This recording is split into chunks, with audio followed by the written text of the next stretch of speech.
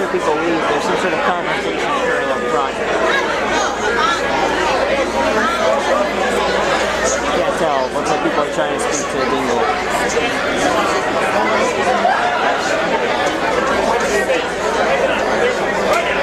I'm trying. If you could use the back door, please, then we can get another group in. Please move out the back doors, and then we'll get another group in, and they deserve a chance to ask questions as well.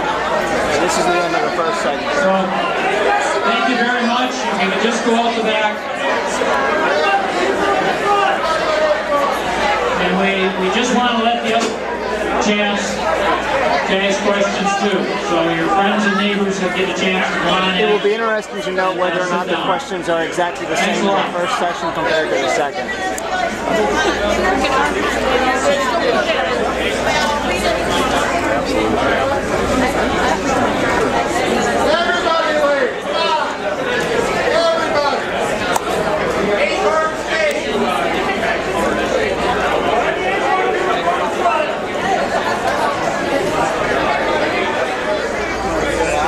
People have chosen not to leave, and they are telling them they must leave before you will come back out. It's not known yet whether or not the Dingell supporters from the first half of the event have left.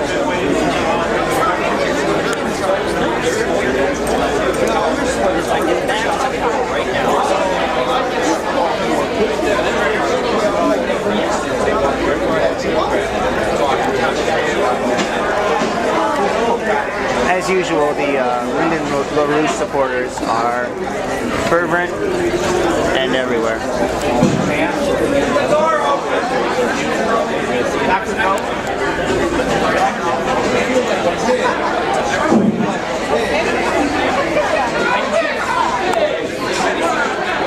He is begging for the three women in the front to leave. I'm guessing they are not Dingell supporters.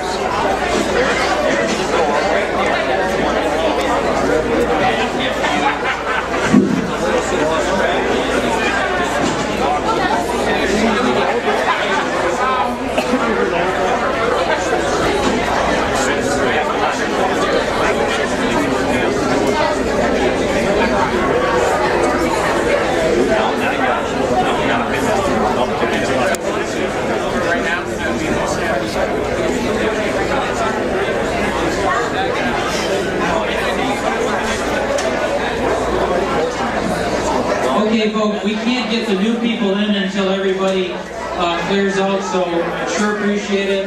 And then we can get your friends and neighbors to come on in and have a chance to sit down.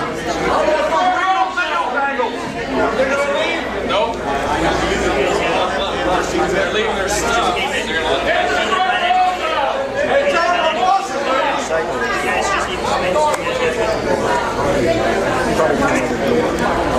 We haven't let anybody in, so we should watch out. They're all leaving too.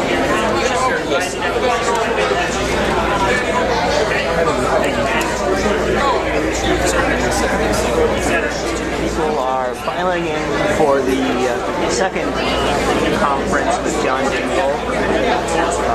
Maybe I should say conversations with John Dingell.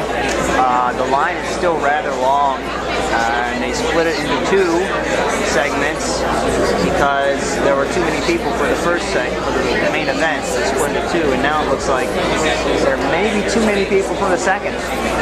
So we'll see how this pans out.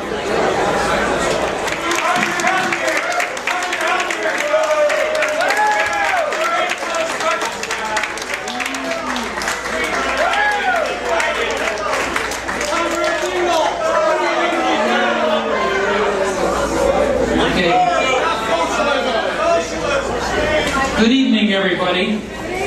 My name is Eric Schneiderwin, and I'm the state president of the Michigan AARP.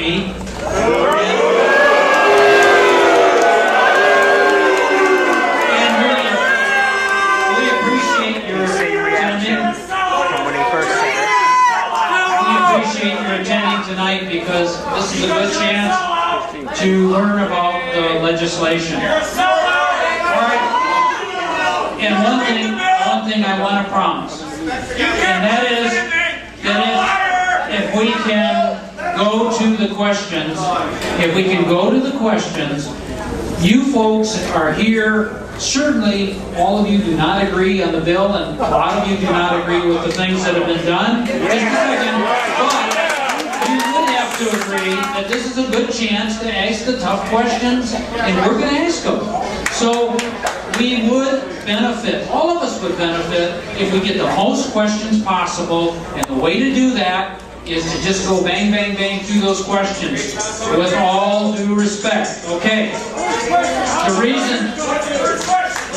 The reason I'm here tonight is I did want to say that our members are also tired of paying more for health care costs. We have people who are paying an average of 30% on Medicare of their income, and so we are just as concerned. And the final thing I want to say is that AARP has not endorsed any particular legislation.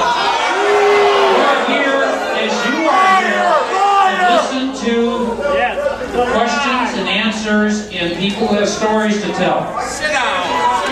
Before we start, I would like to introduce Marcia Bain, who is here with us to tell about her problems with health insurance, so the congressman can hear that.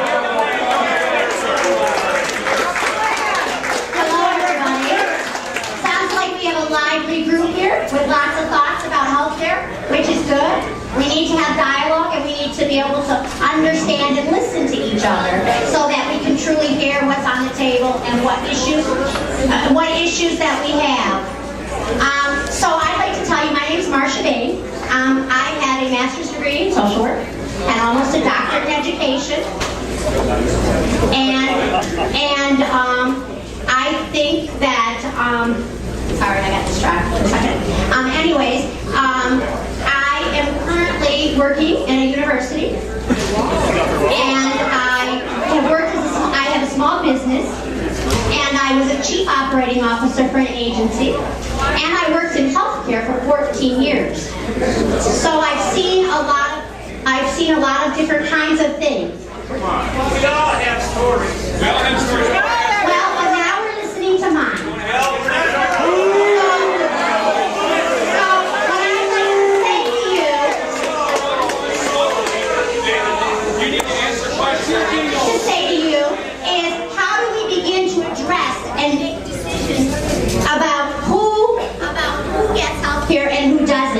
Also the government should. Because at this point in time, we see that there are so many people without health insurance. I am one of them.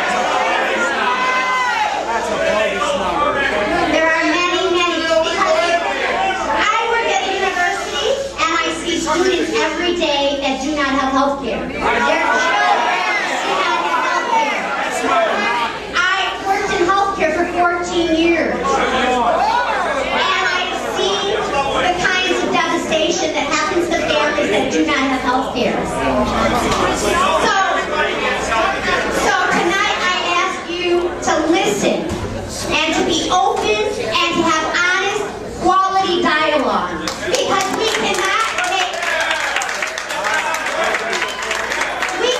make changes until we start to talk. Where there is movement to talk, change can happen. I don't think there's anybody we don't need some level of reform for health care. And now I'll let Mr. Get the government out! Thank you very much.